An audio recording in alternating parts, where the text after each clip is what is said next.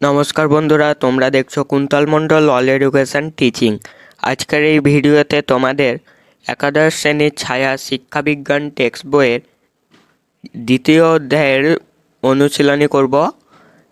Second সেমিস্টারের আজকে তোমাদের পার্ট ওয়ানে থাকছে 2 মার্কের প্রশ্ন। তোমাদের যদি ভিডিওটি ভালো লাগে তাহলে একটা লাইক করো, আর যারা চ্যানেলে নতুন তারা অবশ্যই সাবস্ক্রাইব করে রেখো। তো চলো আমরা দেখে নিই।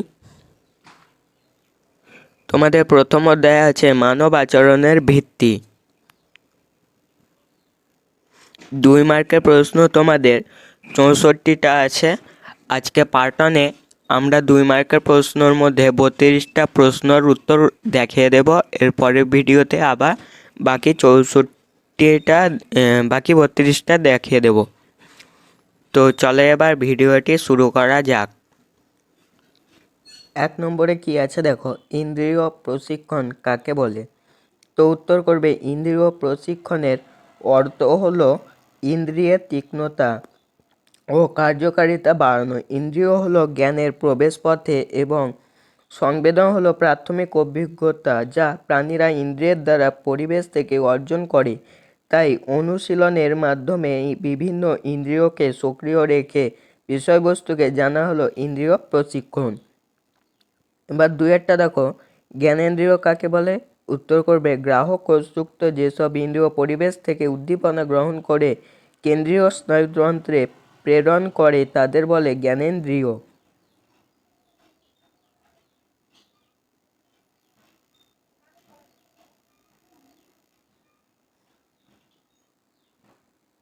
তিনেরটা দেখো কি বলেছে, জ্ঞানেন্দ্রিয় হিসেবে ত্বকের 2টি কাজ উল্লেখ করো। উত্তর করবে জ্ঞানেন্দ্রিয় হিসেবে ত্বকের 2টি কাজ হলো স্পর্শ অনুভব করা এবং চাপ, তাপ, ব্যথা ইত্যাদি অনুভবে সাহায্য করা। 4-এরটা দেখো, দূরত্ব প্রশিক্ষণে উপযোজন কাকে বলে? দূরত্ব প্রত্যক্ষণে উপযোজন বলতে বোঝায় চক্ষু লেন্সের ফোকাস দূরত্বের পরিবর্তন ঘটিয়ে বিভিন্ন দূরত্বে অবস্থিত বস্তুর প্রতিবিম্বকে রেটিনায় গঠন করার ক্ষমতাকে। 5-এরটা দেখো, স্বাদকোরক কাকে বলে? উত্তর করবে স্বাদকোরক হলো মানুষের জিহ্বার ওপরে অবস্থিত বিশেষ সংবেদনশীল কোষ বা রিসেপ্টর যা স্বাদ শনাক্ত করতে সাহায্য করে। এগুলো প্রধানত জিহ্বার পৃষ্ঠে থাকা স্বাদগ্রন্থিতে অবস্থান করে এবং মস্তিষ্কে স্বাদ সম্পর্কে সংকেত প্রেরণ করে। এবার 6-টা দেখো কি বলেছে, জানার প্রাথমিক প্রক্রিয়াগুলি কি? উত্তর করবে জানার 3টি প্রাথমিক প্রক্রিয়া। প্রথমটি সংবেদন ও পরবর্তী 2টি হলো প্রত্যক্ষণ ও ধারণা। 7-এরটা দেখো, সংবেদন কাকে বলে? উত্তর করবে কোনো ইন্দ্রিয় বা সংগ্রাহক কেন্দ্র উদ্দীপিত হলে সেই উদ্দীপনা সংগ্রাহক কেন্দ্রের সঙ্গে যুক্ত অন্তর্বাহী হবে, স্নায়ু দ্বারা বাহিত হয়ে মস্তিষ্কে পৌঁছায় এবং মস্তিষ্কের একটি বিশেষ স্থানকে উত্তেজিত করার ফলে যে চেতনার সৃষ্টি হয় তাকেই সংবেদন বলে। এটা হবে উত্তর। 8-এরটা দেখো, উদ্দীপক কাকে বলে? উত্তর করবে উদ্দীপক হলো এমন কোনো ঘটনা, বস্তু, শব্দ বা পরিবেশ যা একজন ব্যক্তির স্নায়ুতন্ত্রকে প্রভাবিত করে এবং তার প্রতিক্রিয়া বা আচরণকে উদ্দীপিত বা প্রভাবিত করা। 9-এরটা দেখো কি বলেছে, 2টি বাহ্যিক এবং 2টি অভ্যন্তরীণ উদ্দীপকের উদাহরণ দাও। তো উত্তর করবে 2টি বাহ্যিক উদ্দীপক হলো আলো এবং তাপ, 2টি অভ্যন্তরীণ উদ্দীপক হলো হরমোন এবং চাপ। 10-এরটা দেখো কি বলেছে, গ্রাহক বা রিসেপ্টর কাকে বলে? উত্তর করবে প্রাণীদেহের সংজ্ঞাবহ স্নায়ুতন্ত্রের প্রান্তে অবস্থিত যে অংশ পরিবেশের নির্দিষ্ট পরিবর্তনে সক্রিয় হয়ে সংজ্ঞাবহ স্নায়ুতন্ত্রতে স্পন্দন সৃষ্টি করে তাকে গ্রাহক বা রিসেপ্টর বলে। 11টা দেখো, কারক বা প্রতিবেদন অঙ্গ বা ইফেক্টর কাকে বলে? উত্তর করবে কারক বা প্রতিবেদন অঙ্গ বা ইফেক্টর হলো শরীরে সেই অঙ্গ যা স্নায়ুতন্ত্র বা হরমোন থেকে প্রাপ্ত সংকেতের ভিত্তিতে নির্দিষ্ট প্রতিক্রিয়া সৃষ্টি করে। 12টা দেখো কি বলেছে, বাহক বা কন্ডাক্টর কাকে বলে? উত্তর করবে, বাহক বা কন্ডাক্টর হলো এমন মাধ্যম বা উপাদান যা উদ্দীপক বা সংকেত পরিবহন করে রিসেপ্টর গ্রাহক থেকে ইফেক্টর কারক পর্যন্ত। এটি প্রধানত স্নায়ুতন্ত্রের অংশ হিসেবে কাজ করে এবং শরীরের বিভিন্ন অংশের মধ্যে যোগাযোগ স্থাপন করে। 13টা দেখো, সংবেদনের উপাদানগুলি কি কি? তো সংবেদনের উপাদানগুলি হলো উদ্দীপক, স্নায়ুতন্ত্র ও চেতনা। 14টা দেখো কি বলেছে, সংবেদন কত প্রকারের এবং কি কি? উত্তর করবে, সংবেদন 3 প্রকার: দেহ সংবেদন, ইন্দ্রিয় সংবেদন এবং পেশি সঞ্চালনগত সংবেদন।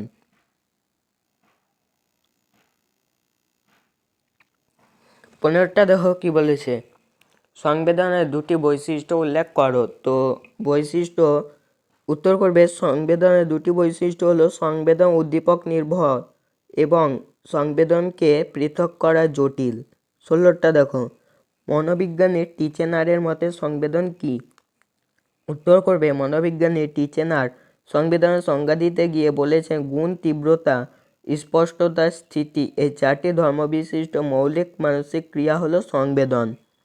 17 দেখো, গুণ কাকে বলে? উত্তর করবে, মানবদেহে যে বিষয়ের সংবেদন হচ্ছে তাকে গুণ বলে। যেমন স্বাদ সংবেদনের গুণ হলো যে স্বাদ আমরা পাচ্ছি, শ্রবণ সংবেদনের গুণ হলো যে শব্দটি আমরা শুনতে পাচ্ছি।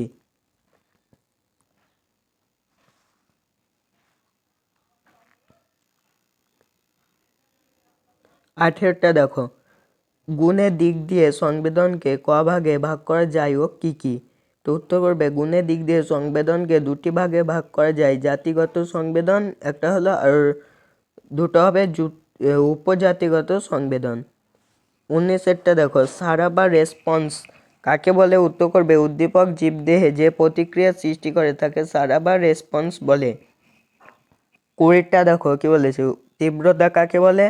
সংবেদনের তীব্রতা কিসের ওপর নির্ভর করে? উত্তর করবে, তীব্রতা হলো কোনো সংবেদনের অভিজ্ঞতা, শক্তি বা প্রবলতার পরিমাণ। সংবেদনের তীব্রতা উদ্দীপকের ও শক্তির ওপর নির্ভর করে। এটা হবে উত্তর।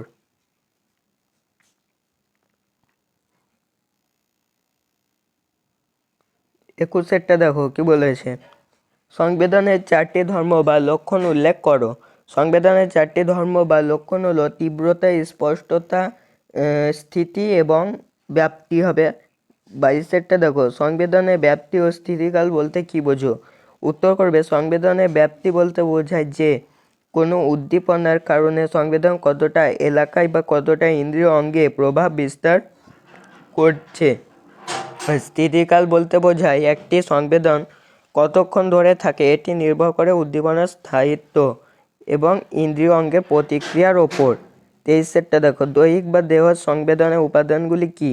দৈহিক বা দেহ সংবেদনের উপাদানগুলি হলো হৃৎপিণ্ড, ফুসফুস, যকৃৎ, পাকস্থলী ইত্যাদি। 24টা দেখো, পেশি সংবেদনের উপাদানগুলি কি? উত্তর করবে, পেশি সংবেদনের উপাদানগুলি হলো পেশি সংকোচন, টেন্ডন প্রসারণ এবং অস্থি সন্ধি।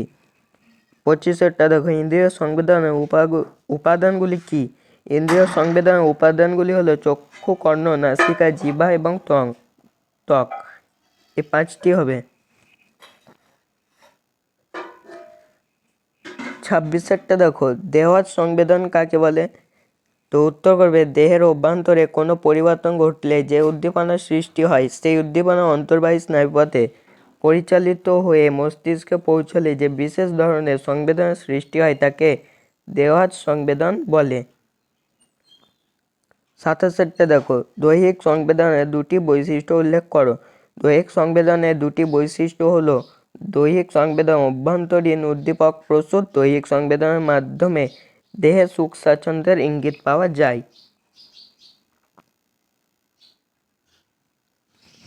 28টা দেখো কি বলেছে, পেশি সংবেদন কাকে বলে? উত্তর করবে, মানব দেহের মানব দেহের বিভিন্ন পেশি সংকোচন ও প্রসারণের ফলে যে সংবেদনের সৃষ্টি হয় তাকে বলে পেশি সংবেদন।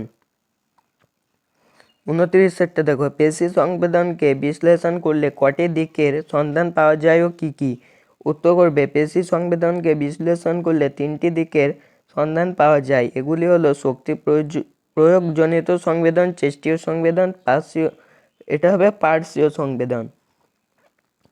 30 দেখো, শক্তি প্রয়োগ ঘটিত সংবেদন কাকে বলে?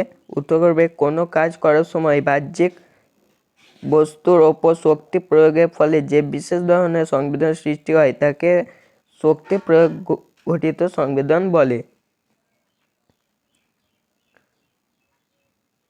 31 দেখো, চেষ্টীয় সংবেদন কাকে বলে? উত্তর করবে, মানবদেহ অঙ্গ প্রত্যঙ্গ বা পেশি চালনা করার জন্য যে বিশেষ প্রকার সংবেদনের সৃষ্টি হয় তাকে চেষ্টীয় সংবেদন বলে। এবার তোমরা শেষ প্রশ্ন 32 দেখো, পার্শ্বীয় সংবেদন কাকে বলে? উত্তর করবে, বহির্জগতে কোনো পরিবর্তন আনার জন্য মানুষ যখন কাজ করে তখন তার অঙ্গ প্রত্যঙ্গ সক্রিয় হয় এবং তার ফলে যে বিশেষ প্রকার সংবেদন সৃষ্টি হয় তাকে বলে পার্শ্বীয় সংবেদন। আজকে এই পর্যন্তই। তোমাদের কোন প্রকাশনী বই দরকার আমাকে কমেন্টে বলবে, আমি চেষ্টা করব সলভ করার। আবার দেখা হবে পরের ভিডিওতে। পাশে থাকার জন্য ধন্যবাদ।